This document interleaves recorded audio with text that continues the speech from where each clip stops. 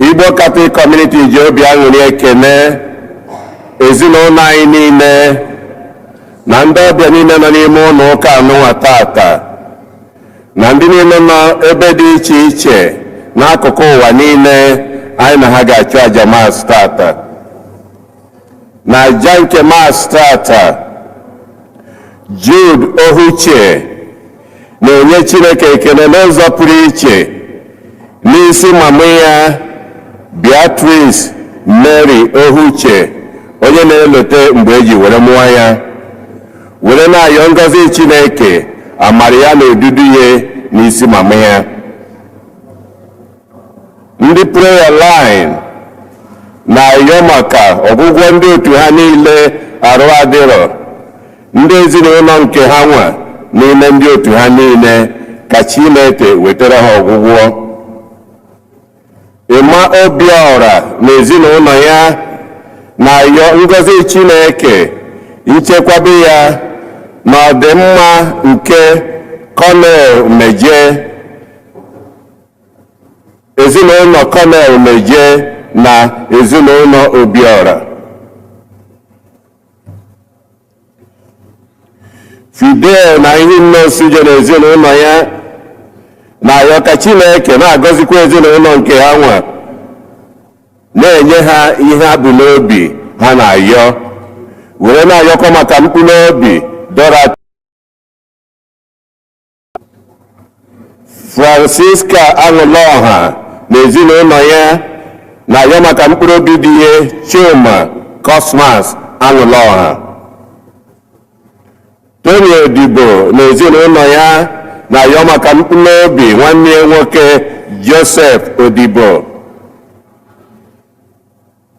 Giovanni Odim Chukwu na ụmụ nwanne ya niile na ezinụlọ ha na-ayọ maka mkpụrụ obi mama ha Cecilia ihu di ya Odim Chukwu. Tony Nwude na ezinụlọ ya na-ayọ maka mkpụrụ obi mama ya Veronica Oyibo Nwude arọ 10 o ji wee rapụ ụwa nke a. Emmanuel Obiora na ezinụlọ ya na-ayọkọ maka mkpụrụ obi Kingsley Ụba,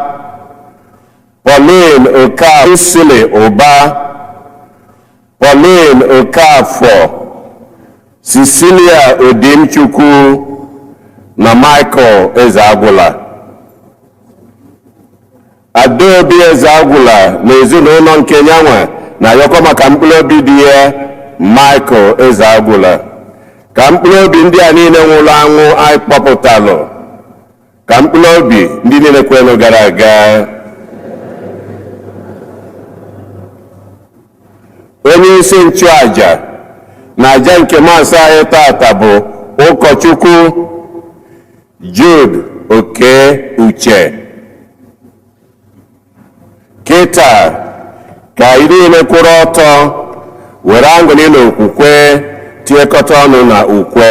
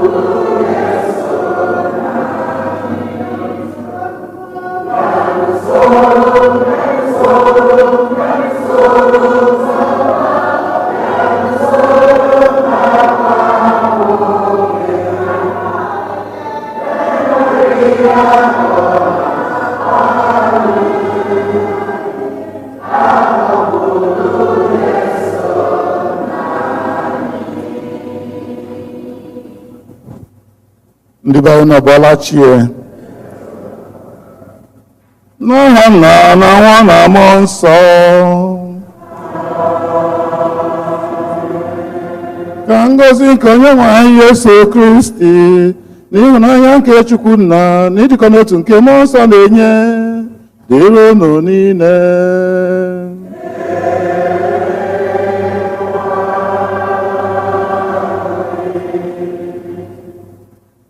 Anyị agbakọọla n'ihu Chineke dịka ụmụ nzukọ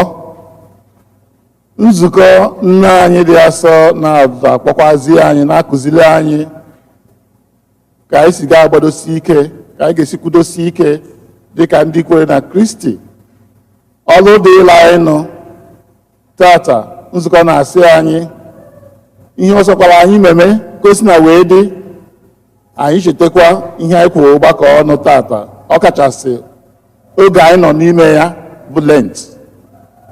O wee sị anyị gee ntị n'okwu nke Chineke, gee ntị n'okwu nke Chineke.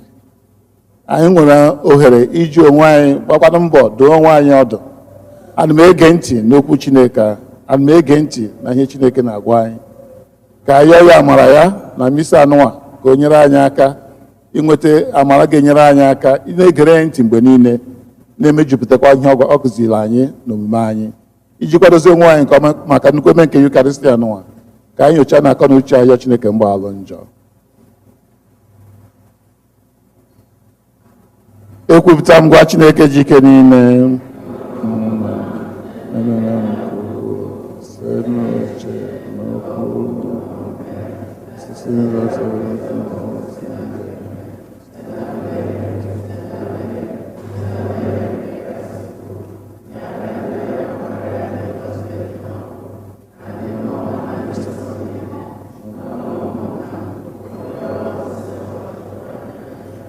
ka Chineke ji ike niile meela anyị ebere, gbaghara anyị njọ anyị, dulie anyị na ndụ ebe ebe.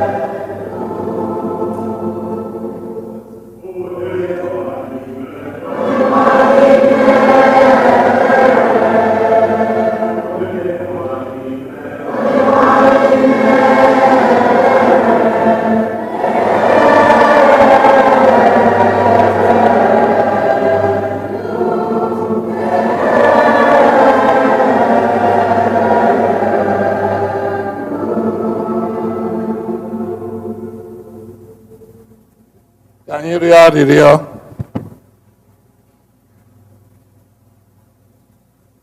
Chineke nna anyị, inyere anyị iwu ka anyị na-ege ntị n'olu nke nwa gị ịhụrụ n'anya, were okwu gị meghee obi anyị ka anyị chọta ụzọ nke otuto gị site na dị nwa na Jesu Kristi nwa gị, onye gị na ya dị ndụ na-achị n'ịdịkọ n'otu nke Mmụọ Nsọ, otu Chukwu site n'ụwa ta ụwa niile.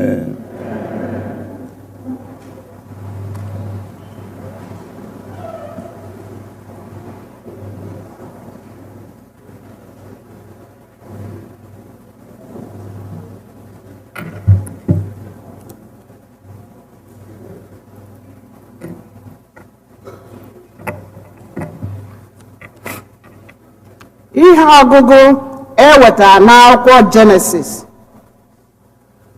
Onye nwe anyị gwara Abraham sị, kwapụ n'obodo gị, hapụ ndị ikwu na ibe gị na ụlọ nna gị, bịa gawa n'ala ahụ ka m ga-egosi gị. Aga m eme ka ị ghọọ oke obodo. Aga m agọzi gị, bịakwa mee ka aha gị daa oke ụda, nke na ọ ga-abụ aha eji nye ngọzi. Aga m agọzi ndị ọbụla gọziri gị, ndị ọbụla leda gị anya aga m abụ ha ọnụ. Agbụrụ niile dị n'ụwa ga-eji gị agọzi onwe ha. N'ihi ya, Ebram malitere ije dịka Onyenwe anyị si gwa ya.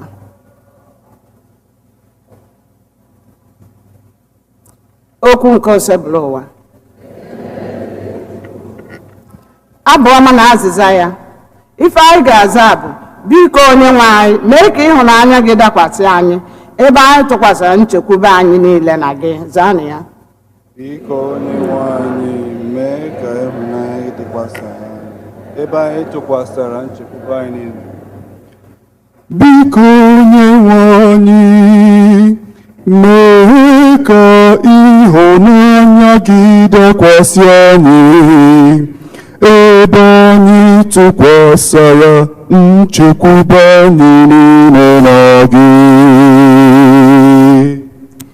Biko Onyenwe anyị, mee ka ịhụnanya gị dakwasị anyị ebe anyị tụkwasịrị nchekwube anyị niile na gị. N'ihi na okwu nke Onyenwe anyị ziri ezi, ọrụ aka ya niile kwesịrị ntụkwasị obi. Onyenwe anyị hụrụ ezi omume na ikpe nkwụmọtọ n'anya. Ụwa dum jupụtara n'ịhụnanya ya. Biko Onyenwe anyị, mee ka ịhụnanya gị dakwasị anyị ebe anyị tụkwasịrị nchekwube anyị niile na gị. Anya Onyenwe anyị na-ele ndị na-asọpụrụ ya. Ọ na-ele ndị tụkwasịrị obi n'ịhụnanya ya, ka ọ zọpụta ha n'ọnwụ, bịakwa nye ha nri oke ụgọ nri. Biko Onyenwe anyị, mee ka ịhụnanya gị chekwasị anyị ebe anyị tụkwasịrị nchekwube anyị niile na gị. Mkpụrụ obi anyị na-eche Onyenwe anyị. Onyenwe anyị bụ enyemaka na mgbede anyị. Onyenwe anyị, mee ka amara gị dakwasị anyị ebe anyị tụkwasịrị obi anyị niile na gị. Biko Onyenwe anyị, mee ka ịhụnanya gị chekwasị anyị ebe anyị tụkwasịrị nchekwube anyị niile na gị. Biko Onyenwe anyị, mee ka ịhụnanya gị chekwasị anyị ebe anyị tụkwasịrị nchekwube anyị niile na gị. Ihe ọgụgụ ewetara n'akwụkwọ ozi nke abụọ Pọl bịasọ degara Timoti. Ihere emela gị ịgbara Onyenwe anyị akaebe.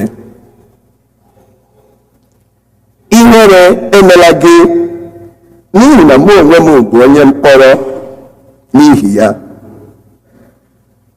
Kama dịka Chineke si nye gị ike na ume, soro kere oke ịta ahụhụ dịrị gị n'ihi ozi ọma ahụ.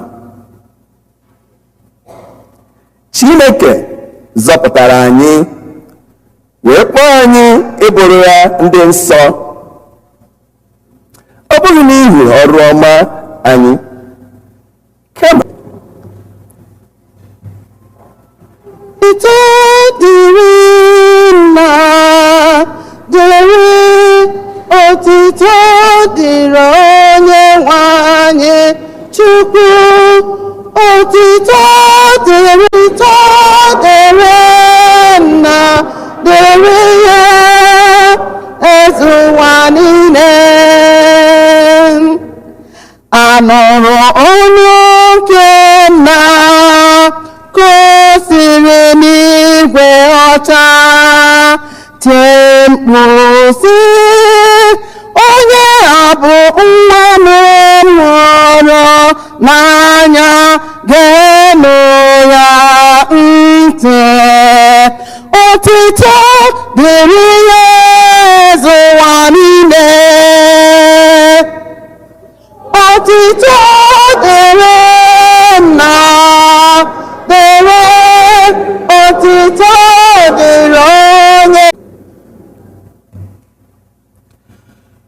Jesu kpọrọ Pita na James na John nwanne James duru ha rigoro otu ugwu dị elu, ha wee nọdụ iche ta ụka.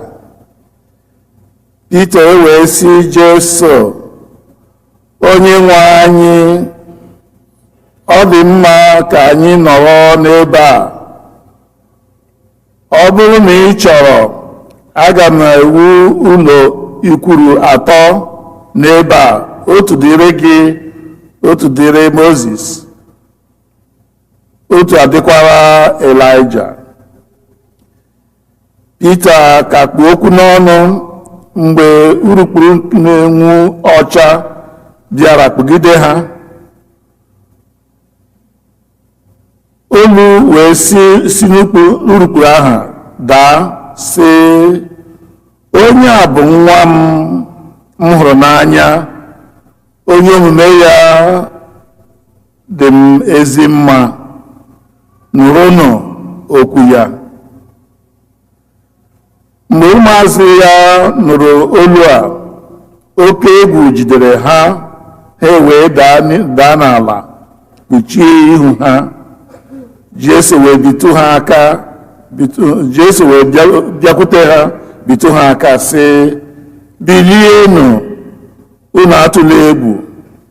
Mgbe ha welitere anya, ọ dịkwa onye ọzọ ha hụrụ ma ọ bụghị naanị Jesu.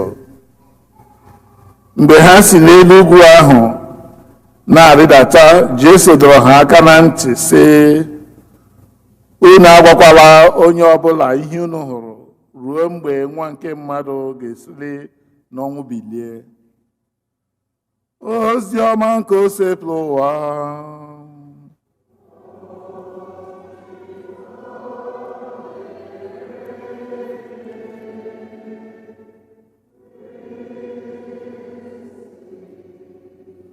Ka anyị si n'ozi ọma nke anyị na-enweta mgbaghara njọ.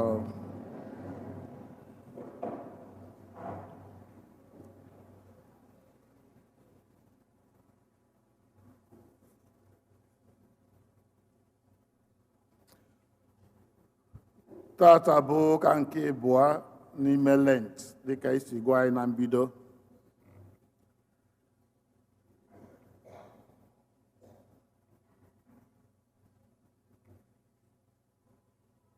Ịma na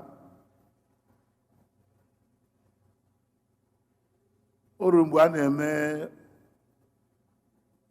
political party, a na-akwado ihe a ga-eme, ndị otu a na-azọ ndị nke ga-achị, ndị ga-achị na ndị ga-agaghị achị, mana ọ bụrụ ndị ga-achị ka a na-azọ ka agụtegodo vootu, ma akpago n'isi na onye ọ na-aba abanye ndị dị otu a dị otu a dị otu a dị otu a, mgbe ụfọdụ ọ wụrụ ego ka a sị atụọ na ha ga-eweta, ha ga-awụ onye nke onye dị otu a, ha ga-awụ kọmishọna, ha ga-awụ minista, ha ga-abụ nke a. So ha na-ekesi ihe niile, ndị ji ego na ndị ebe o ruru ha, ma ndị na-etinye ndị mmadụ na ekekwa ndị a ga-ewin ma ndị ọzọ ga-ewin ga-emeri, ha ga-tinye ka e wee nwee ike mee ha, nye ha ọkwa buru ibu. Mana onye ọbụla bụ onye otu Kristi ga-elota na ije anyị na anyị bụ ndị otu Kristi bụ anyị na-ahụ ya na amara emere anyị, ewee kpụọ anyị wee kwere na-aga, na-asị lekwe ihe ọ ga-enye ya na onye ọ ga-abụ. ihe a na-agwa anyị ime uche Chineke iwee so okete aka eke oke na alaeze eluigwe. Ihe m ji ekwu ihe abụọ dị mkpa mgbe Jesu na ụmụazị ya nọ wee na-agwa ha maka ọnwụ ya ga-abịanụ na otu ọ ga-esi anwụ na ihe ga-emenụ.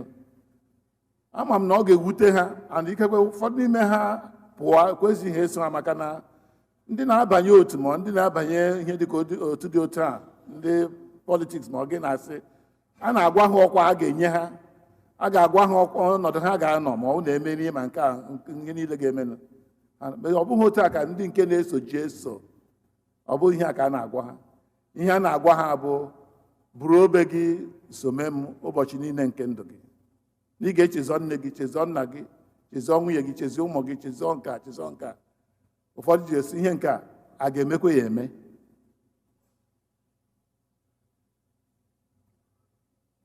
The journey of every Christian is a journey of faith. Njem anyị bụ njem okwukwe. Wee sị ọ na inweghị okwukwe ị gaghị ahụ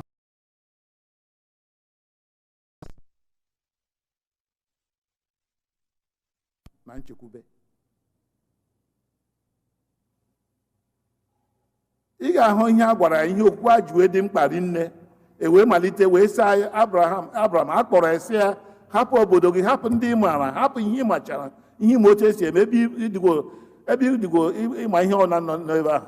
Bịa gawa ebe m ga-egosi gị ebe ahụ. Ọ maghị ebe ị ga-elota. Enwebeghị GPS mgbe ahụ, enweghị maapụ, enweghị enweghị plen ya na-aje ebe ọ na-aje. Ọ sị soro jewe ebe m gwara gị. Ọ mara ya atụ ya wee so otu agawa ebe a. Afọ ole, ọnwa ole, izu ole o were ya eme onye mana ọwụghị obere ije. Agwa ya na ọ ga-awụbe nnukwute mmadụ, ọ ga-awụ nna obodo niile. Ma Abraham na nwunye ya Sara enweghị ọbụghị ofu nwa. Asị ya rụzie ebe a, mgbe ọ na-eru ebe a ga-eme ọ bụrụzie ụmụ ya ga-adị ka kpakpando nke nọ n'igwe ma ọ aja nọ na mmiri. Ya kwere were gawa. Otu a ka ọ dị anyị niile wee hapụsị ya ihe niile. Anyị nwa akwụkwọ ndị bịara abịa n'obodo a, anyị ma ihe ọ pụtara. Elekwe na obodo adịghị mma mana awụka onye si wee dị mma.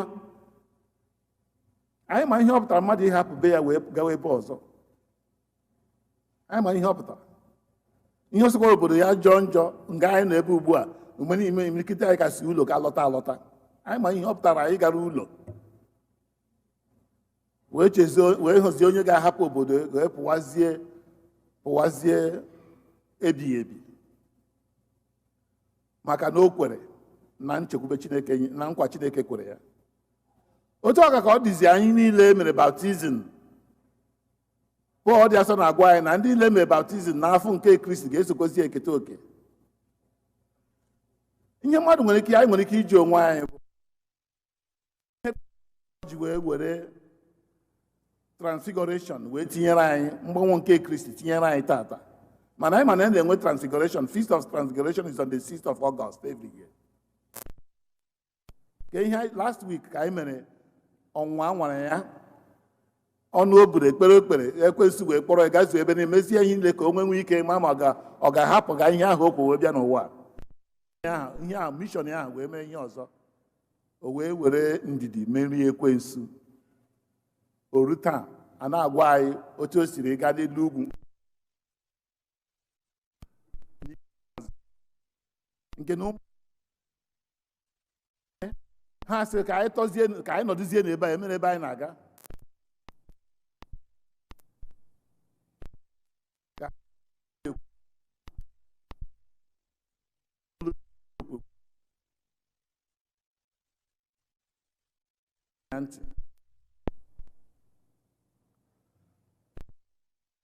So ọ na-ebanye na ihe ụka ji wee gosi anyị nke abụọ ịma agwọ mgbu anyị nọ na Lent. Ahụgwo m people ndị mba na-asị hey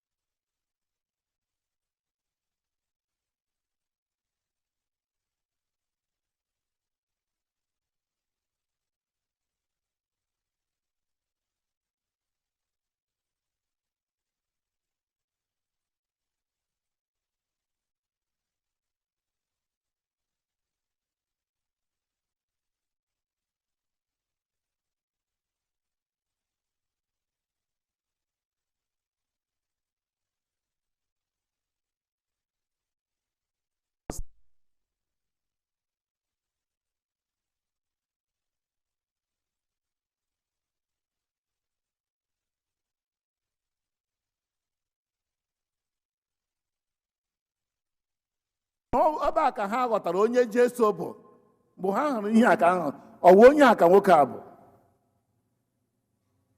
Mana ọgwa ha emekwara onye unu na-agwa wee ruo mgbe nwa nke mmadụ si n'ọnwụ bilite. Ihe ọ na-apụta Lent wụ nkwado. Lent is not an end in itself. Ọ bụghị ya wee agasị ọgwụ. Ọ bụ ihe na-akwado anyị maka njem anyị nọ n'ime ya dịka ndị otu Kristi. Lent na-akwado anyị nke ọma iji na-aga ụzọ aha dị nwere anyị gwara anyị, gosiri anyị ka anyị wee nwee ike rute alaeze eluigwe. The end is the resurrection. That's what you see. Emekwara onye unu na-agwa wee ruo mgbe nwa nke mmadụ si n'ọnwụ wee bilite. So it's not accidental. Isi na ụka bịa, nna ya dị asọ ụka na-akụziri anyị bịa emechaa ka ọ tasịrị ahụhụ na wee bịa this time Sunday ọ bụrụzi igwe anyị mgbanwe ọ gbanwere. Ọ wee gwa lekwe ihe anyị na-achọ. Ndị be anyị sị anaghị ahụ ụzọ asụmụta ọkụ, anaghị ahapụ ebe a na-eri oriri gawa ebe a na-arụ agwụ. Therefore, whatever we are doing, whatever is happening, let us remember the end. Lent is only a means. It's not an end in itself. The journey we gagide wee ruo mgbe ị ga-eruo wee si n'ọnwụ wee bilite. Ka ihe a gwara na Revelation 20 na ihe ọsọ gị mee n'ụwa dịka onye otu Kristi gbaa mbọ niile mere ma ihe niile mere ma ọ bụ na aha gị adahụ n'akwụkwọ nke ndụ. If your name is not in the book of life, then you join all the group. Ga-anwụ verse 19 asị ndị agha ga-anwụ ọnwụ nke ugboro abụọ wee gaa n'ebe ọkụ na-enwu ebe. So ọ dị mkpa na ihe ọzọ anyị na-eme n'ụwa oge enwapụta ka ọwụ Lent na anyị mesịa Lent. Therefore we forget ihe ebe anyị na-eje makwa ihe anyị na-eme. Lent bụ iji nyere anyị aka anyị wee na-adị ọcha na-akwado onwe anyị n'ụzọ aha Chineke gosiri anyị iji wee nwee ike rute maka mbilite n'ọnwụ. Onye kpatara na Pọl ji wee gwa Timoti si ya ihere emela gị ma ka iwe onye otu Kristi. Ihere emela gị n'ụka gara aga ọ gwara anyị sị njọ si n'ofu aka otu nwoke bata, nzọpụta sikwa n'aka otu nwoke wee bata, Jesu Kristi. Onye ji gwa na ya mere gịnị enwere ihere nga anyị na-ebi ndụ anyị dịka ndị otu Kristi. Maka na nsogbu anyị nwere ahụhụ maka anyị emere anyị baptizim anyị kwa ndị otu Kristi. Anyị bụ ndị otu Kristi mana ibizi ndụ ndị otu Kristi dị iche.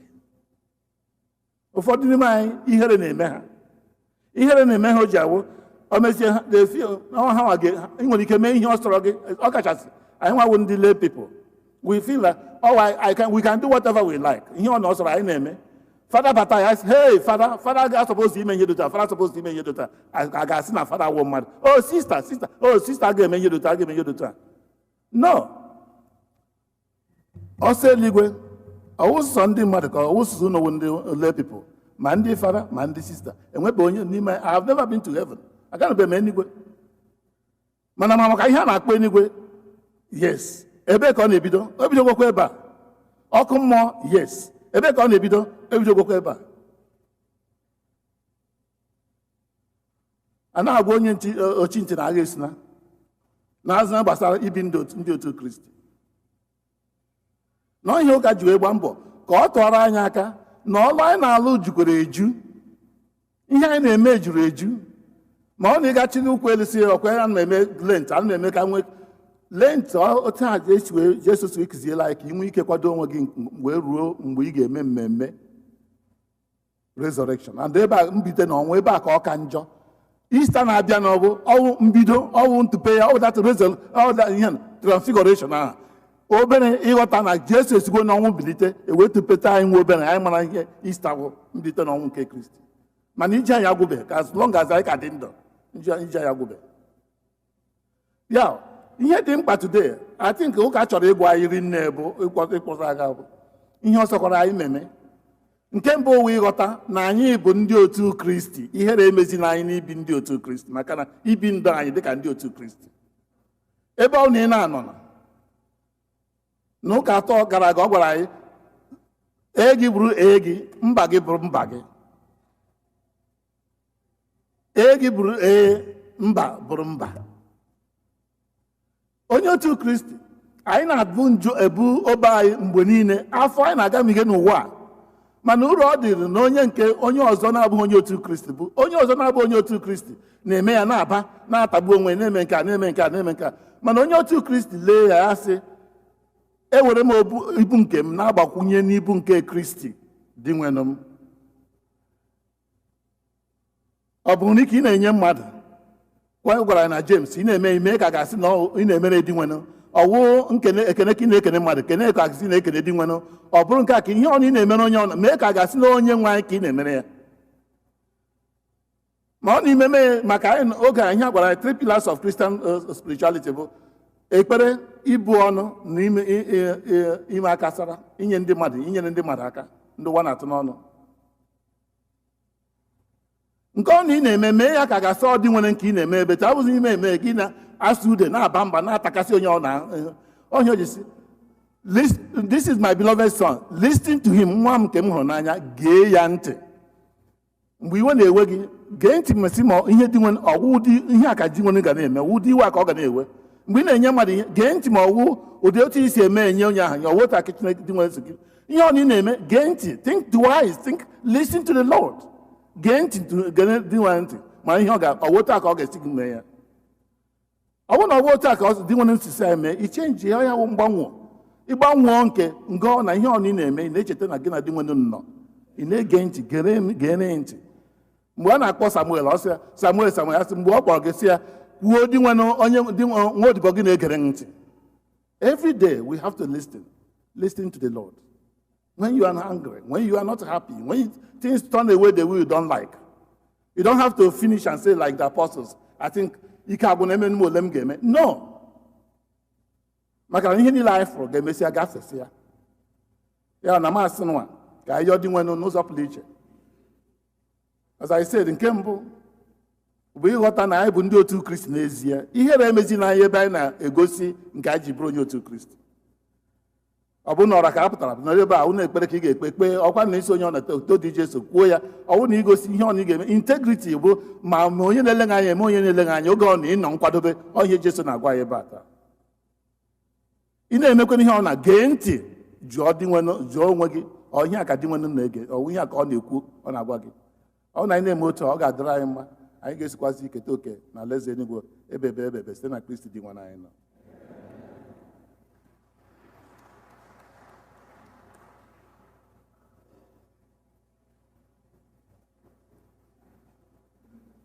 Kwee m n'otu Chineke,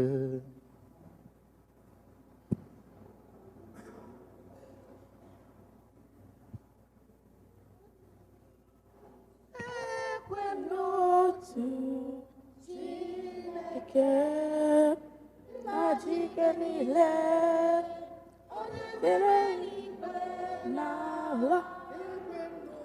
Ekwe n'otu Chineke na Chineke niile onye mere igwe n'ala. Ekwe n'otu Chineke na Chineke niile onye mere igwe n'ala.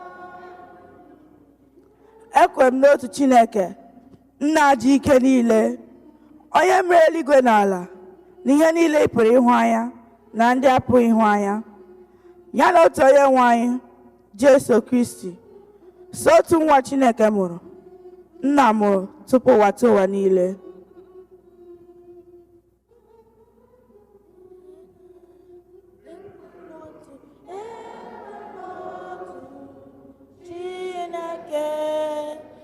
Na Chineke niile onye mere igwe n'ala.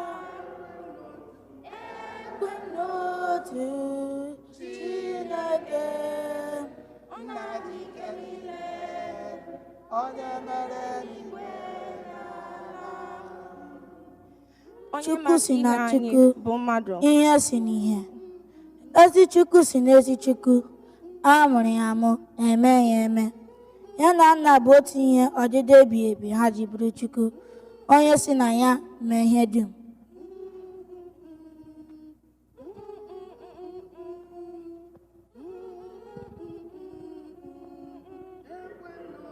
Ekwe n'otu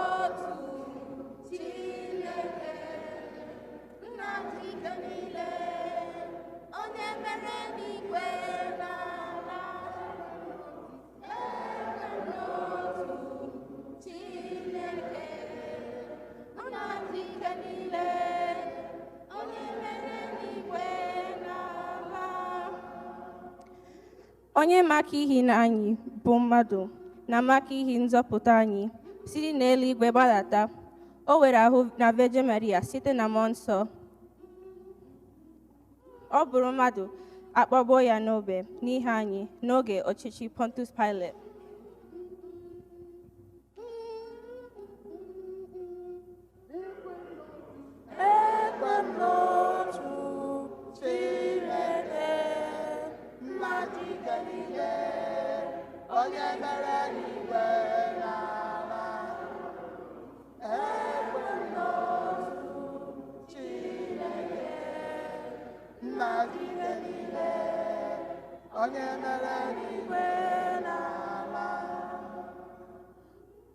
Otu ahụhụ nwụọ enye ya na o bilitere n'ụbọchị nke atọ ka akwụkwọ nsọ si kwu. O rugoro n'eluigwe nọrọ n'aka nna, ma ọ agbaghachi ọzọ n'ebube ya ikpe ndị na ndị nwụrụ anwụ ikpe. Onye ọchịchị ya enweghị njedebe.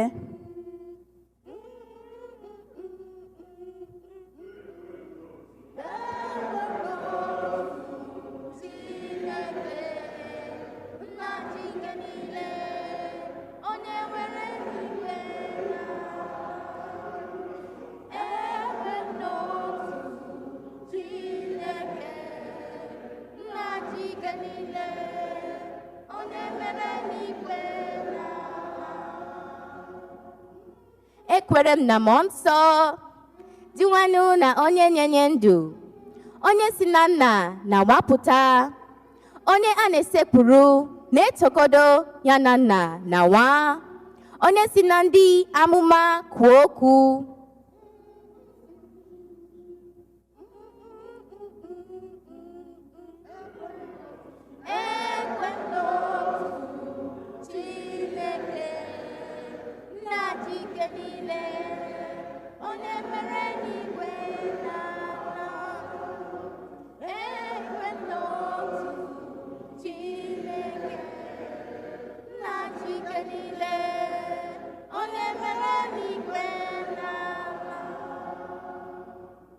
Ekwere m na nzukọ nke dị otu dị nsọ bụrụ Katọlik na Apọstọlik. Ekupụta m otu mmiri Chukwu maka mgbaghara jọga. Ana m atụ anya bilite n'ọnwụ ndị nwụrụ anwụ na ndị ụwa ga-abịanụ. Amen.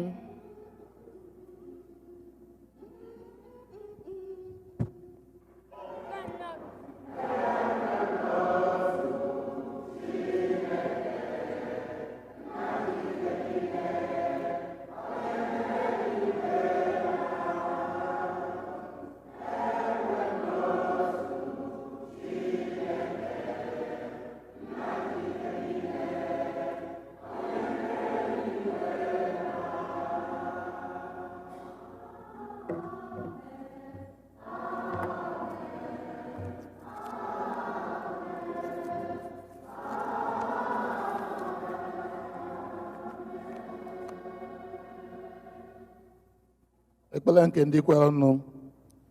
Chineke nna anyị onye obiọma kwere Abraham na nwunye ya bụ Sara nnukwute nkwa, gọzikwa ha nke ukwuu maka na ha ruwere ya isi tụkwasị obi n'ebe ọ nọ. Ugbu anyị agbakọnọ dịka ezinụlọ nke Chineke ka anyị bụrụ na mkpa anyị niile na ọkachasị ndị ụwa na-atụ n'ọnụ ha nye n'aka Chineke, yọọ ya maka ngọzi anyị na wee nke ọnụnwa na-abịanụ. Nnatọ ntị gị n'ala zamụ, Chineke tọọ ntị gị n'ala zam ekpere. Onye njọ ka mbụ, o mere ka mbụ n'ụwa. Nnatọ ntị gị n'ala zamụ. Nnatọ ntị gị n'ala zamụ.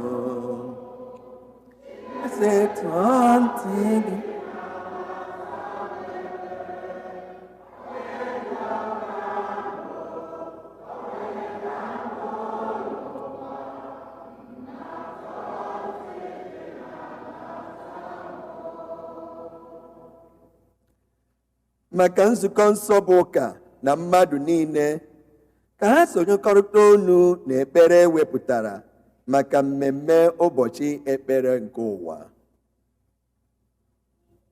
Na-atọtị n'ala zamụ, Chineke tọtị gị n'ala zamụ ekpere, onye njọ ka mbụ, o mere ka mbụ n'ụwa.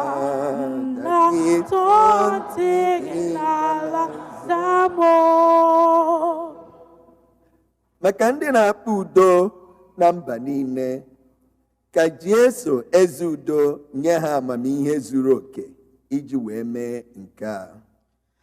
Na-atọtị gị n'ala zamụ, Chineke tọtị gị n'ala zamụ ekpere, onye njọ ka mbụ, o mere ka mbụ n'ụwa. Na-atọtị gị n'ala zamụ.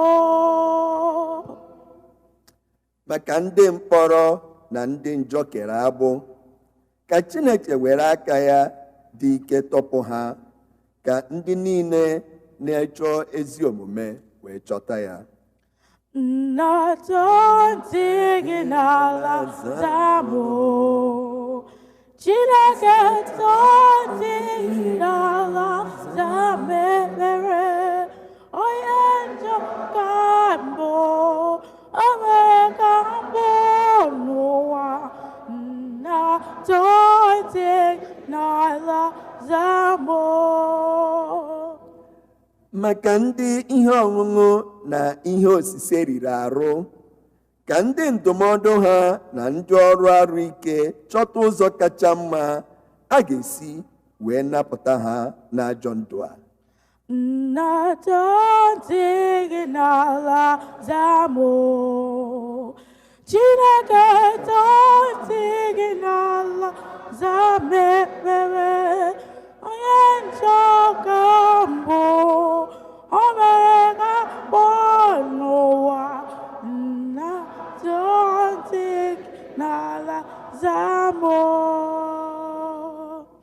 Maka ndị niile na-eketa oke n'emume a, ndị a nabatara ọhụụ na ndị na-aza oku nchegharị a na-akpọ ha, ka ha niile nadabtazuo amara n'aka Chineke.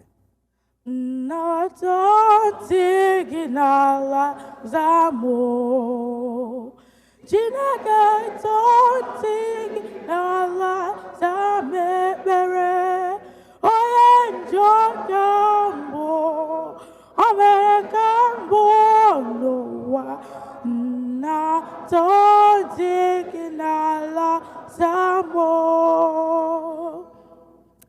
Maka ndị niile nwụrụ anwụ, ọ kachasị ndị anyị na-echeta na jamasị taa, ka ha site n'ekpere na arịrịọ anyị nweta ebere Chineke na ezumike ebe n'ala eze eluigwe.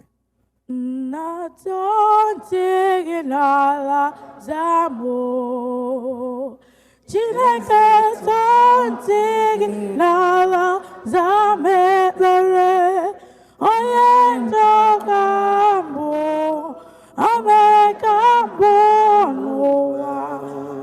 Na-atọtị gị n'ala zamụ. Ka anyị yọzie ayọ ndị ọzọ n'obi anyị.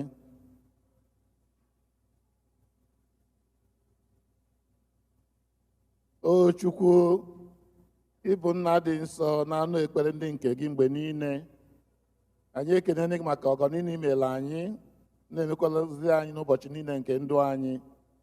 Biko gọzie anyị, anyị eburu nsogbu anyị na ihe ndị nke ga-enyere anyị aka anyị na-achọ ga-enyere anyị aka ife gị mgbe niile, wee gosikwa aha gị n'etiti ndị nke gị, wee hanye gị n'aka, na-ajọ ka imezuo ha site na Kristi dị nwe anyị nọ. Amen.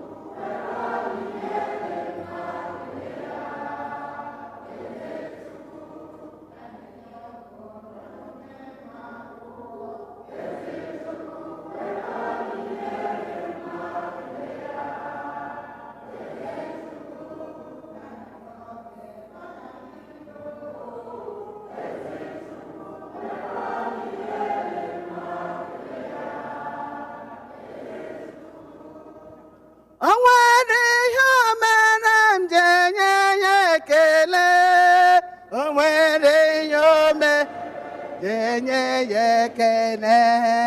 O nwere ọrụ m ga-ebuli aha ya elu. O nwere ihe ome ga-enye ya. Nye ya ekele, nye ya ekele, onye obiọma.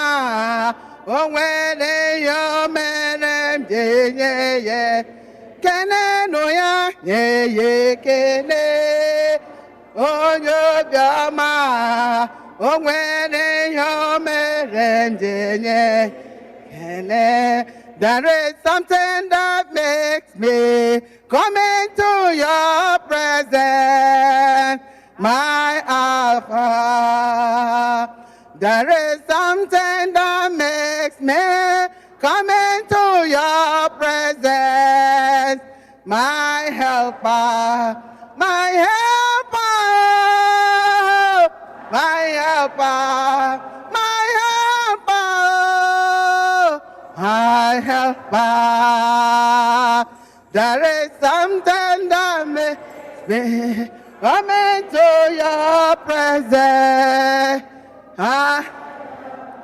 Jesa kpọgburu n'obe, ọ bụ gịnị ka o mere ụwa, gịnị. Onye nwanyị nwụrụ ọnwụ n'obe, onye ga-agwa m ihe o mere ụwa, gịnị. Jesa gburu asọ n'obe, ma o nweghị ihe o mere ụwa, gịnị.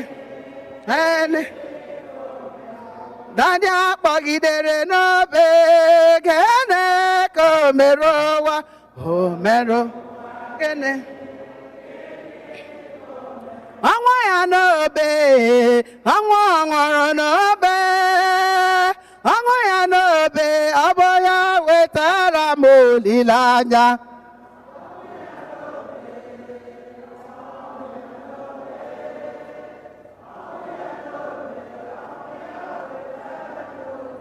Elu ụwa ọ dị mma dị njọ, ekwerewo m, aga m agbaba n'ime Chineke ga-akwọpa.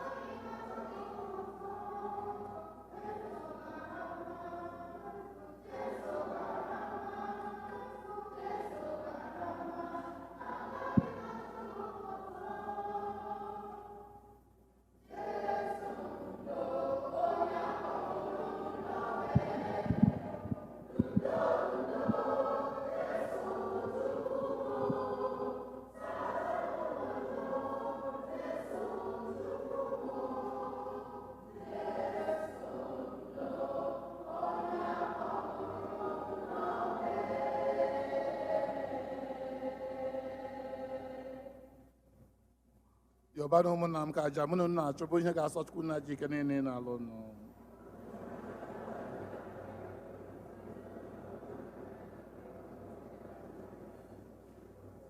onye nwe anyị biko mee ka aja nke a wụchapụ njọ anyị, ka anyị bụ ndị kwere na gị were ahụ na mkpụrụ obi edoro asọ mee emume nke ọnwụ na mbilite na ọnwụ gị, gị onye dị ndụ na-achị ebe ebe.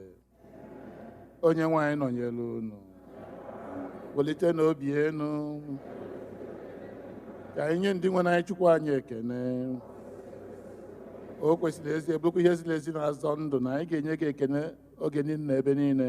o nna dị nsọ Chineke ji ikere na edu ụwa tụ ụwa site na Kristi dị nwe anyị, n'ihi na ọ bụ nwa gị tiri ndị nke gị iwu iji aṅụrị na obi dị ọcha were na-akwado n'afọ ọbụla maka emume nke Paska. ọ bụ site na itinye obi anyị na ekpere na n'ọrụ nke ịhụnanya na isite na isonye ugboro n'emume niile nke nzukọ ji edo anyị nsọ ka anyị ji ejupụta na gracia nke ụmụ nke Chineke. n'ihi nke anyị na-eso igwe ndị mmụọ niile nke eluigwe na-eto obege oge niile n'okwe na-asị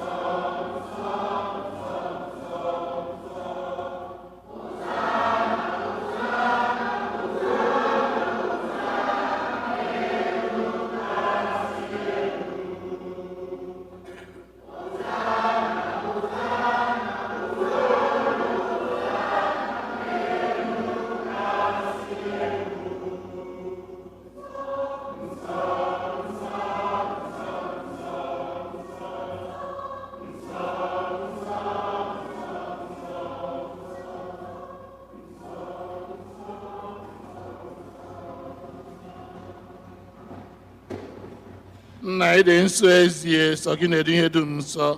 anyị na-arịọ ka ido onye ndị a nsọ site n'ikwasa ha mmụọ gị ka ha wee ghọrọ anyị ahụ na ọbara nke onye nwe anyị Jesu Kristi, onye bịara tupu edunye n'ọnwụ nke o ji akara wee nara, were achịcha nyawa ya, nye gị ekene n'otito, nye ya ụmụazị ya sị, naranụ m nke a, rienụ ya unu niile, nke a bụ ahụ m ka a ga-eduru nye maka unu.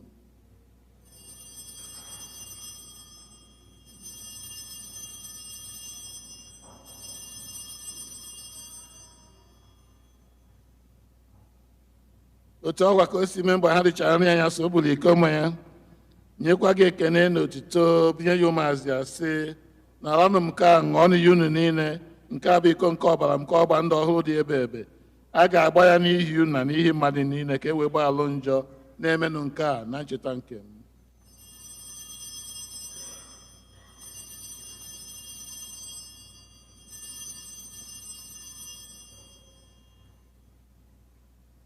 ka anyị kwupụtara ihe omimi nke okwu anyị na-eme ugbu a.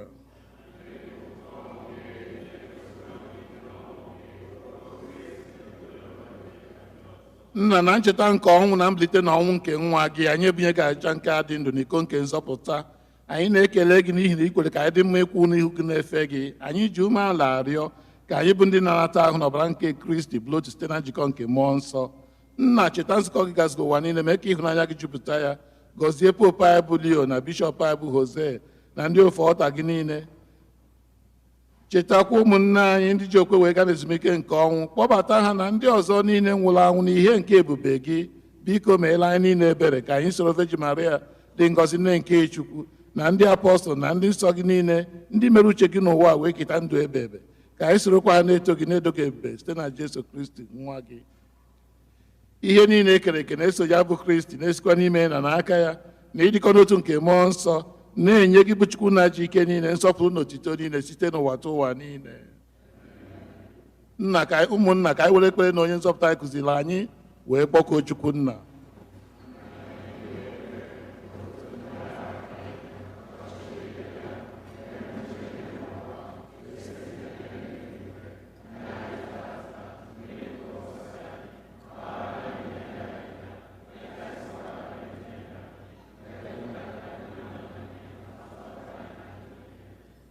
Zọpụta anyị, anyị na-arịọ gị osepụla na ajụ ihe niile, were ebere nye udo n'oge nke anyị site n'inye aka ebere gị ka zọpụta anyị na njọ oge niile.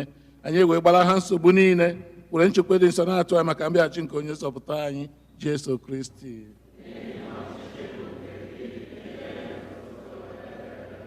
Onye nwe anyị Jesu Kristi, onye gwara ndị apọstọl gị, udo nke m ka m na-ahapụ unu, udo nke m ka m na-enye unu. Elekwana anyị na njọ anyị, kama lekwasị anyị n'okwe nke nzukọ gị. Nye ya udo na ịdịkọ n'otu mgbe niile ka uche gị siri chọọ gị bụ onye dị ndụ na-achị ebe ebe ebe ebe. Udo nke osepụrụ adịrị unu mgbe niile. Ka anyị nyerịta n'onwe anyị ekene nke udo.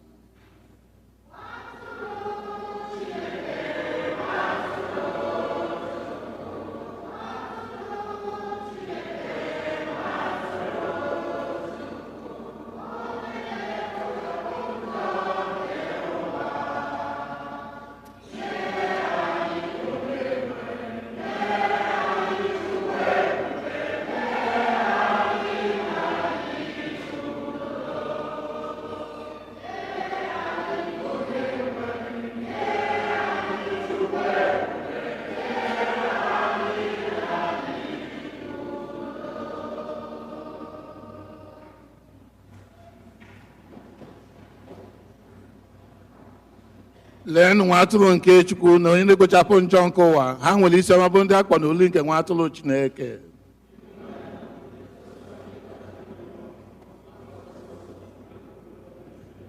ka ahụ na ọbara nke Kristi chekwawa wee ruo na ndụ ebighị ebi.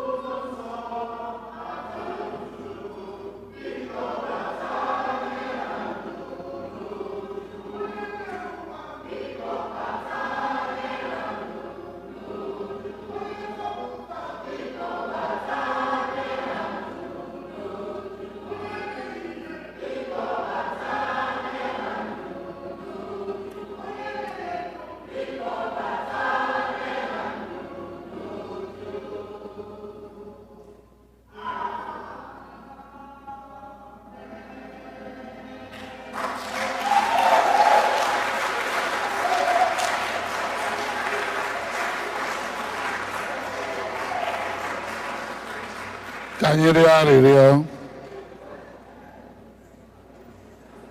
Onye nwe anyị, anyị bụ ndị natara ihe ome nke otuto gị nwere afọ ojuju.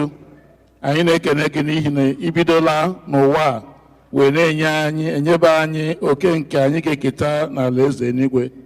Biko nara ekene anyị na-enye gị site na Kristi dị nwe anyị nọ. Biko nọdị n'ọdụ for announcement.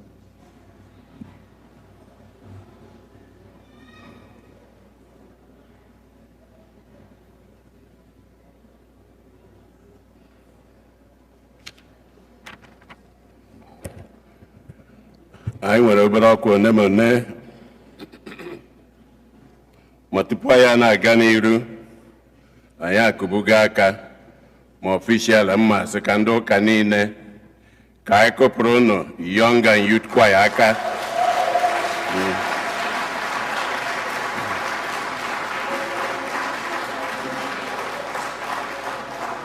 Ka anyị na-akụrụ ha aka, ka anyị na-akụkwara ndị kwadoro ha nụ, ka anyị kụpụkwara ha aka.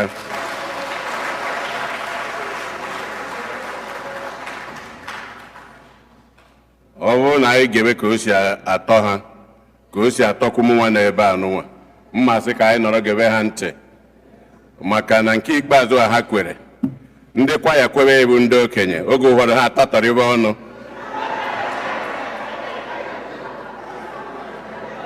Eziokwu ka m na-ekwu, maka ọ tata kịta nso na wee kwebe ihe ka m ji mara ihe a na-ekwe, mara the words.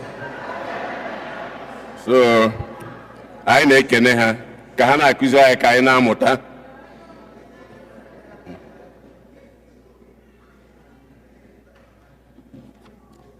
Kịtazi anyị na-elotekwa Sunday anụnwa na-abịanụ, Spring Up Sunday, ụbọchị ụka.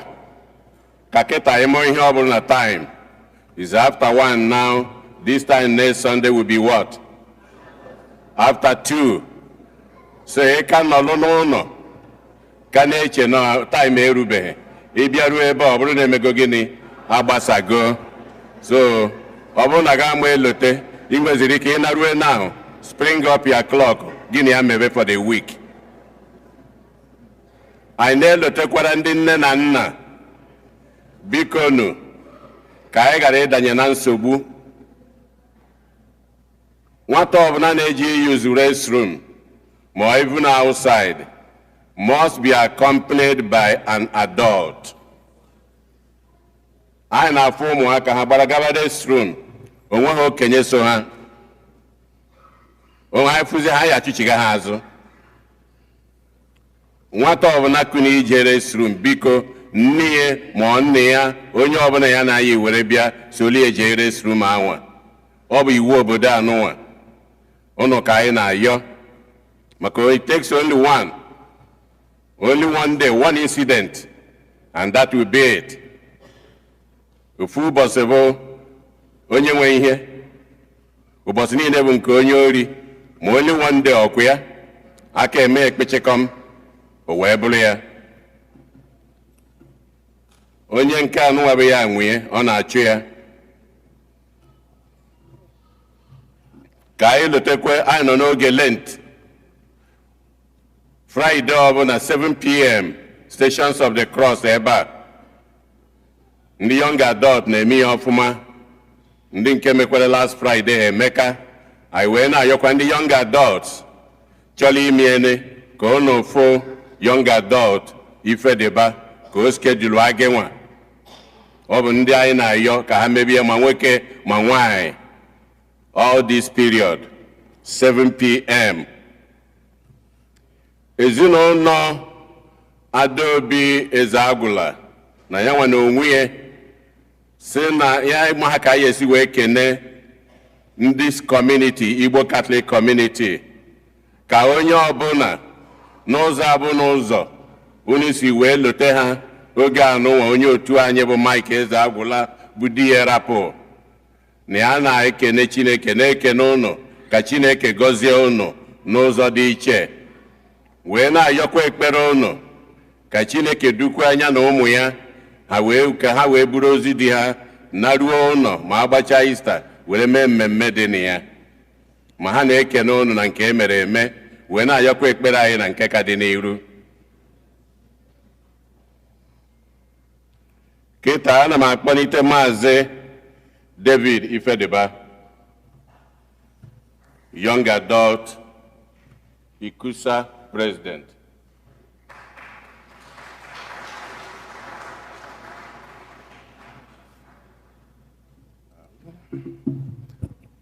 Otito diri Jesu. Otito diri Jesu. Because Kaikene, our young adults and youth and young adults for the amazing performance today. Odoro Izio, because Tata, in the young adults, Ikusa, we're a general body meeting at 4 p.m. via Zoom. We will be discussing the importance of Lent and also the various items necessary for our upcoming convention in San Antonio. Likewise, we have our Young Adult Planning Committee that is open for registration and for people who are looking to volunteer. Please find me after Mass for more information in regards to that. And lastly, next Sunday, I will our Bible study at 5:30 p.m. To discuss further Lenten activities and to grow in our faith with God. Otito diri Jesu. Otito diri Jesu. Daluno.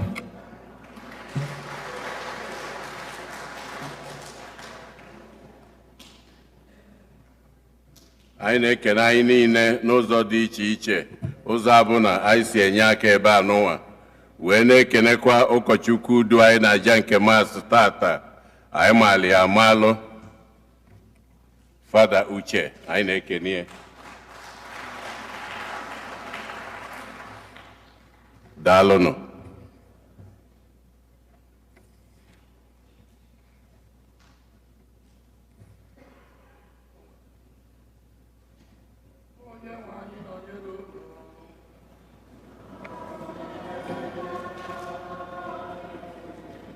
Biko nọdụ naanị, ndị tata bụ ụbọchị izi ha na-abịa ụka ebe a ha kwụrụ ọtọ.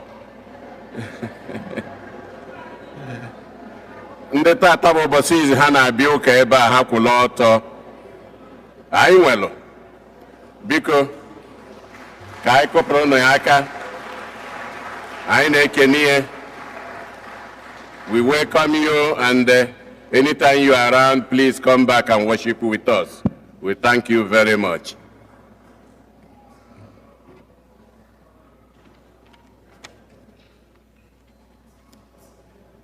Ka Chukwu jike niile gọzie unu, Nna na Nwa na Mmụọ Nsọ. Amen. Gawanụ misa gwụsigo. Eke.